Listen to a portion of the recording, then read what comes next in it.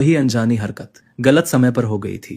Shane बुयू जरूर इसका गलत मतलब निकाल लेगी। मैंने तुरंत उसे फिर से कसकर गले लगा लिया ताकि उसकी सारी गलतफहमियां दूर हो जाएं। शेन बुयू, हम हमेशा साथ रहेंगे। ये सुनकर शेन बुयू की आंखों में हल्की सी हलचल हुई। उसने धीरे से सिर हिला दिया।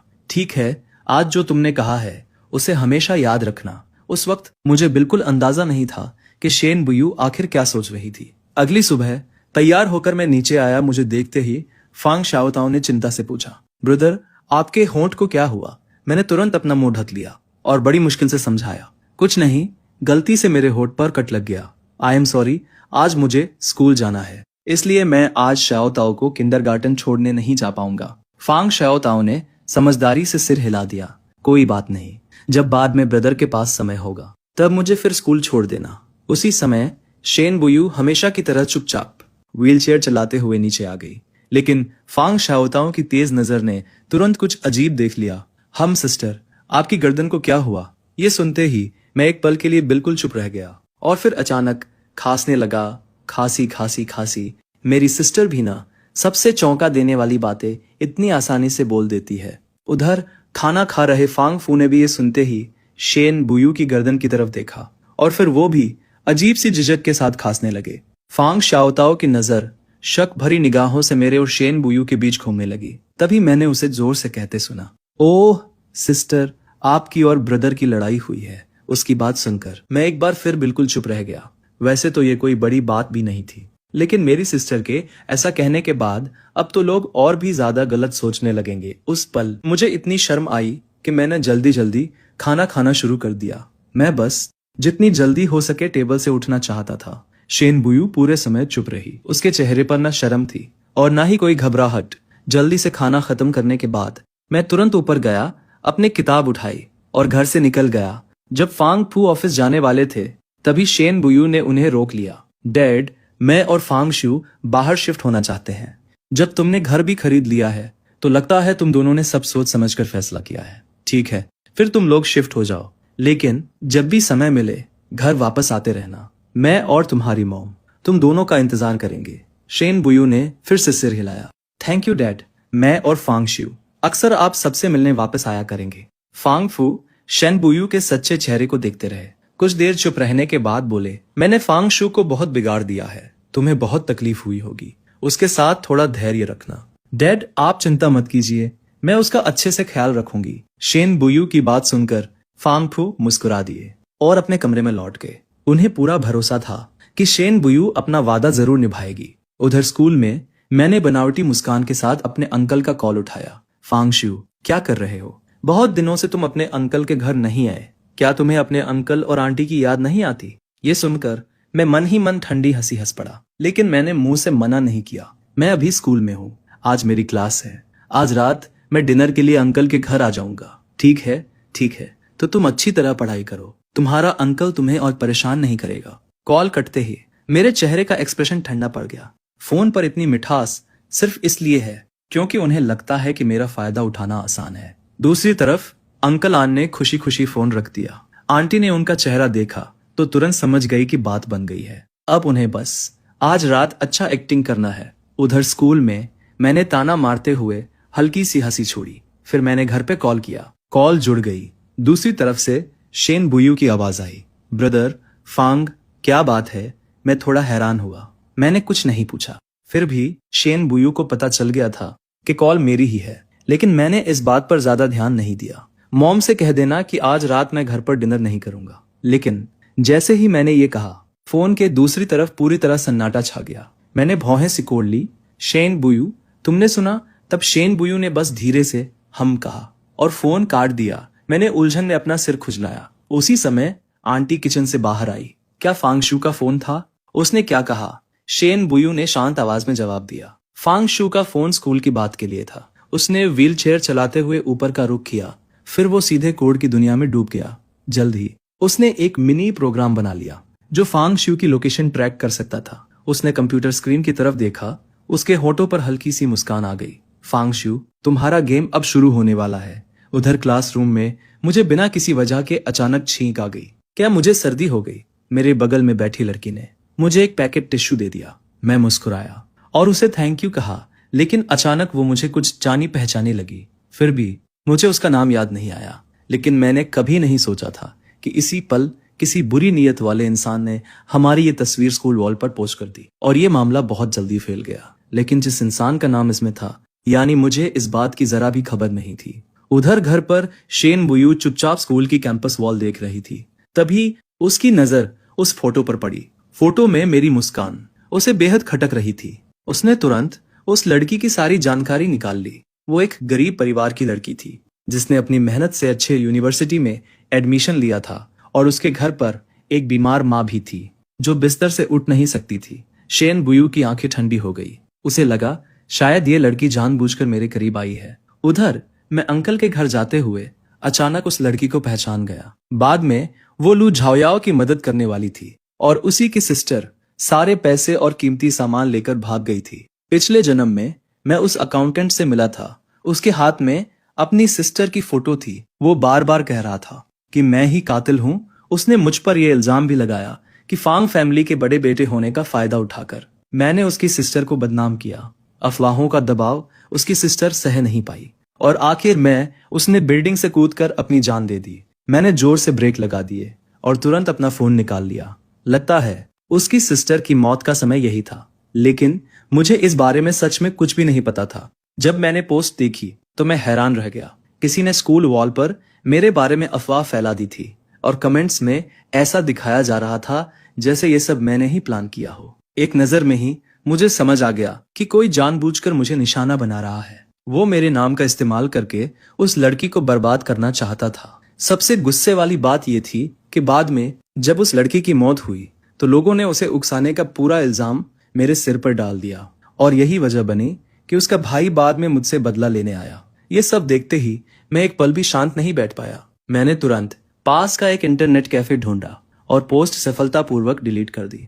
उधर घर पर शेन बुयू ने देखा कि वो पोस्ट गायब हो गई है। उसे तुरंत समझ आ गया कि किसी ने कैंपस नेटवर्क हैक करके पोस्ट डिलीट की है, लेकिन ये उसके लिए बच्चों का खेल था। उसने कुछ ही सेकंड में वो पोस्ट फिर से स्कूल वॉल पर वापस डाल दी। उधर मैं कंप्यूटर बंद करके इंटरनेट कैफे से निकलने ही वाला था, लेकिन वो पोस्ट अचानक फिर से दिखाई दे गई। मैं तुरंत वापस बैठ गया और फिर से काम शुरू कर दिया, लेकिन हर बार दूसरा इंसान मुझसे एक कदम आगे निकल जाता। मैं गुस्से से भर गया। मैंने इतने साल कंप्यूटर सीखा, फिर भी मैं एक अनजान इंसान से हार गया। लग रहा था कि सामने वाला जानबूझकर मेरा विरोध कर रहा है और उसकी स्किल मुझसे भी बेहतर थी। तभी मुझे एहसास हुआ कि इस बार मेरा सामना किसी बहुत ताकतवर प्रतिद्वंदी से हुआ। शेन बुयू, क्या तुम अभी बिजी हो? क्या तुम मेरी एक मदद कर सकती हो? मैं किसी काम में बिजी नहीं हूँ। क्या तुम मेरे लिए ये पोस्ट डिलीट कर सकती हो? मैं घर पहुंचकर तुम्हें भेज दूंगा। मैं तुम्हारे लिए डेजर्ट खरीदूंगा। क्या तुम मुझे सिर्फ डेजर्ट देकर रिश्वत देना चाहते हो? मैं जल्दी वापस आ जाऊंगा। और तुम्हें क्या खाना है? तुम कहाँ जा रहे हो? मैंने ज्यादा नहीं सोचा और सच सच जवाब दे दिया।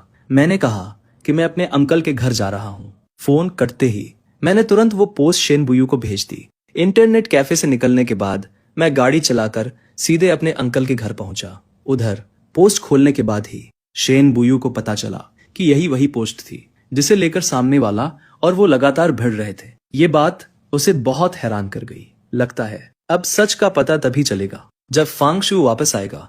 फांगशु, तुम आ गए। तुम्हारी आंटी तुम्हें बहुत मिस कर रही थी। लगभग 1 हफ्ता हो गया तुमसे मिले हुए। जरा अपना चेहरा तो देखो, कितना दुबला हो गया है। मैं मन ही मन ठंडी हंसी हंस पड़ा। हाँ बिल्कुल, उस औरत की कुकिंग मेरी आंटी की कुकिंग के सामने कुछ भी नहीं है। मेरी आंटी की कुकिंग आज भी सबसे अच्छी है। तो फिर आज थोड़ा ज्यादा खाना। मैंने सोचा था कम से कम आज एक अच्छा खाना तो मिलेगा, लेकिन टेबल पर नजर पड़ते ही मैंने देखा कि वहां सिर्फ हरी सब्जियां थी और वो भी सड़ी हुई पत्तियां।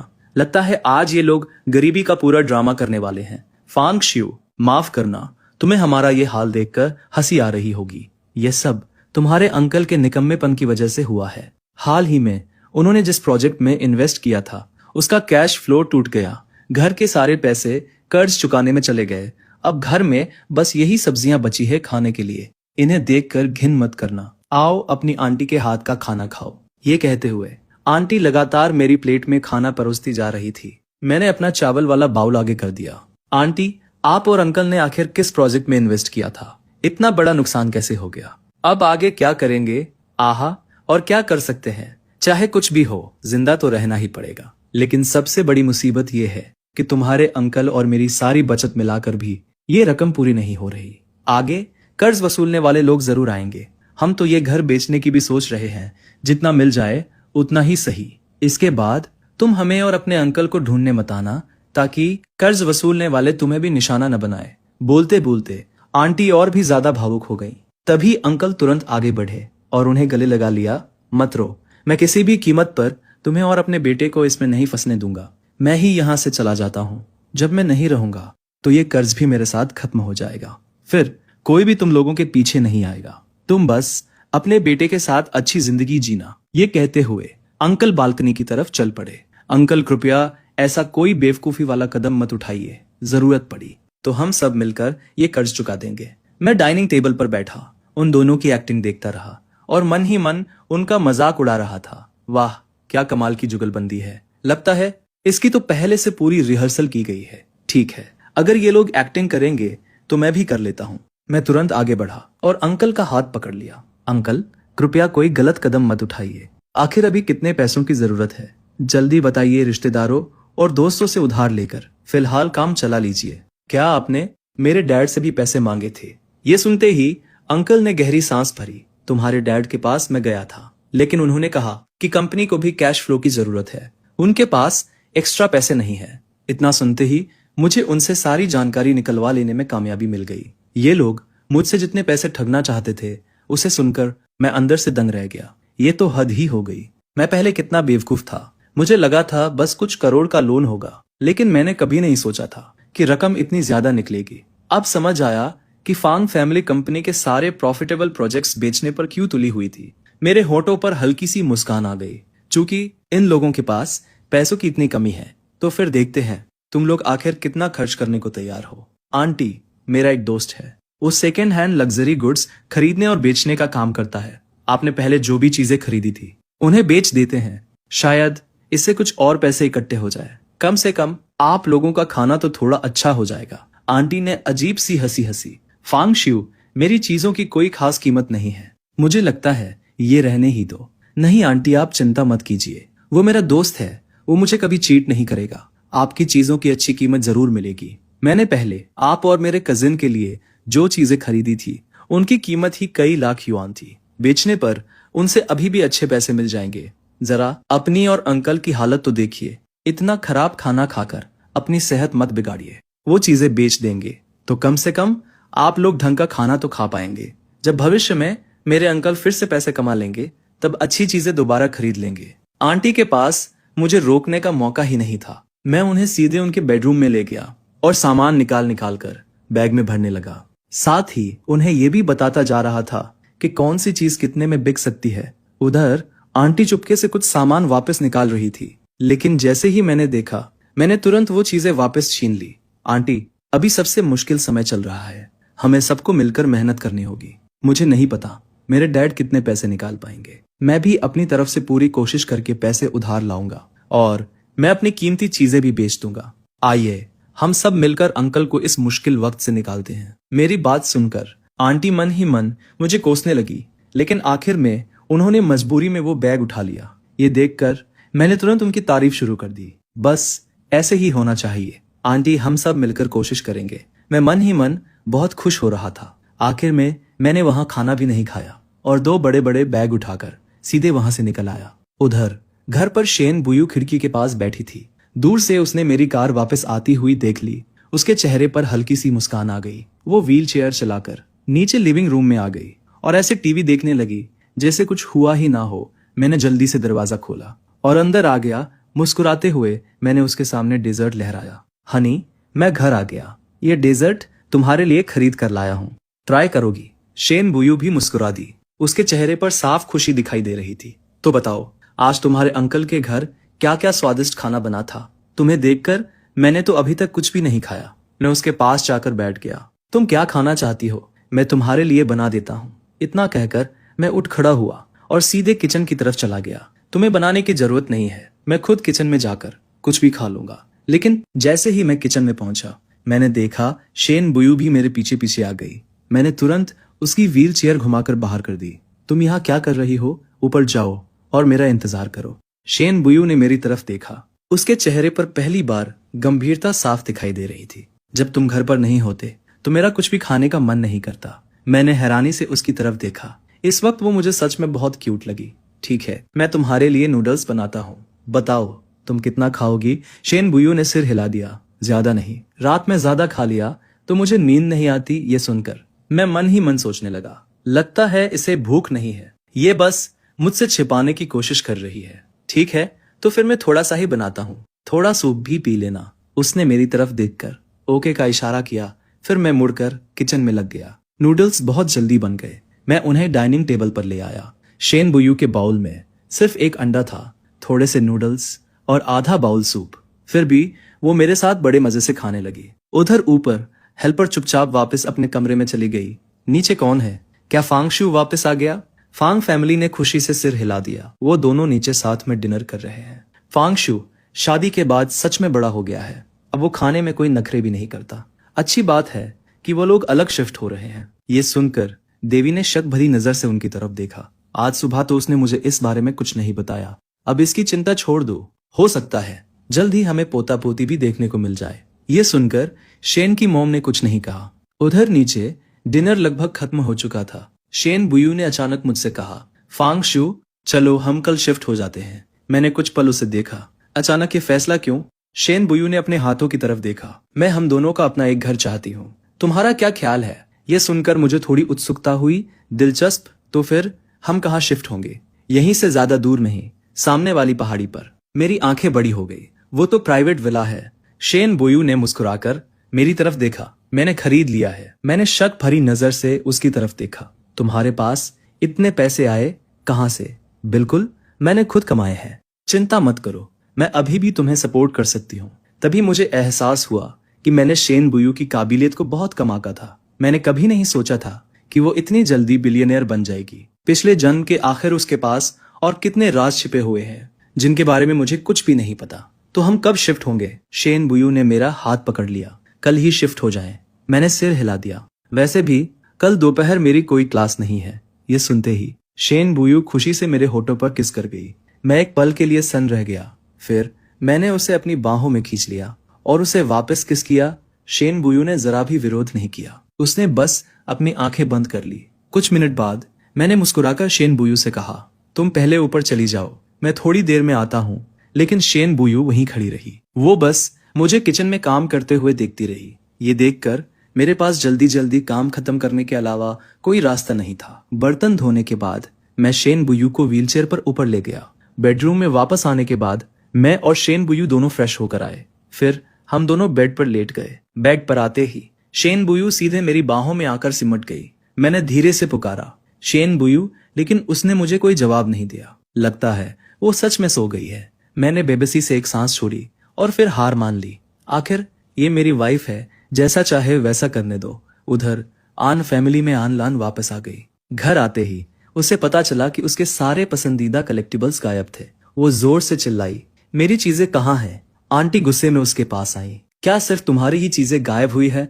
सिर्फ तुम्हारी नहीं, सबकी चीजें बिक गई है। आन लान गुस्से से पागल होने लगी। मॉम, आपने आखिर किया क्या है? तब आंटी ने उसे पूरी बात बता दी। सब सुनने के बाद आन लान की आंखों में ठंडी मुस्कान चमक उठी। मॉम, कल मैं अंकल के घर होकर आती हूँ। ठीक है, जाकर उन्हें जल्दी करने के लिए कहना। अगली सुबह मेरी आंख खुली।